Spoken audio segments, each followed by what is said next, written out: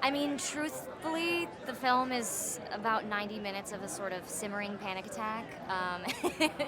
No, it's super suspenseful and surprising, and really keeps you on your toes. You're trying the whole time to figure out who's the person sending the messages and what's going to happen. And I don't know if anybody's going to guess it, but I'm interested to know, like, if someone says, like, "Oh, I figured it out," because I didn't when I read the script. No, I never really thought about it, but it makes a lot of sense, and I think it's part of what's so great about it is that it feels like something that really could happen. Part of what's so great and scary about it is that it feels within, the possibility of reality. But yeah, I think Chris Landon did an incredible job of incorporating that into the film and making it feel really accessible to the audience and not like taking you out of the story. Yes, it is basically about a first date that's supposed to go really great because the guy seems really cool and they're connecting, but it's kind of everything goes to hell after that. But in the end, it's really hopeful. Yeah, I mean it's a classic movie that I don't think you see a lot anymore. You know, it's a fun film. It's very Hitchcock. It's very Agatha Christie.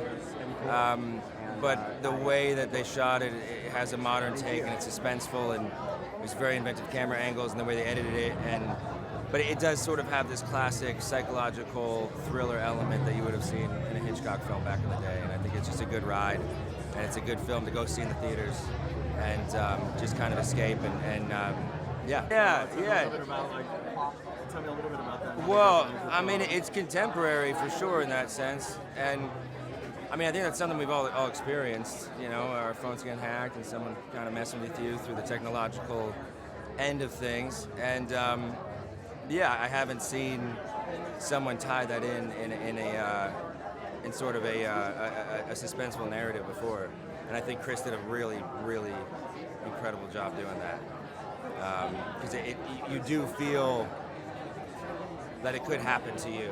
And what would I do if I was in this position? I'm very proud of it. I mean, the experience was a special one. I mean, I got to work with Chris, and he's such a lovely man and a great filmmaker. And he's really sort of cornered the market on his thing in sort of his thrillers and his horrors and his comedy, and they're sort of elevated and there's a wink. And he does it so tastefully and so brilliantly. And I got to work with Meghann and Jeffrey, and we became dear friends through this process, which doesn't always happen. And I mean, that was worth the experience for me, just in anything. And then to have a film in theaters is something that I'm really stoked about, and I want to continue to do, because I grew up going to the movies, and it was my safe place and my solace. And yeah, it's my favorite thing to do is go, escape into a film. And I'm just happy that people are going back to it.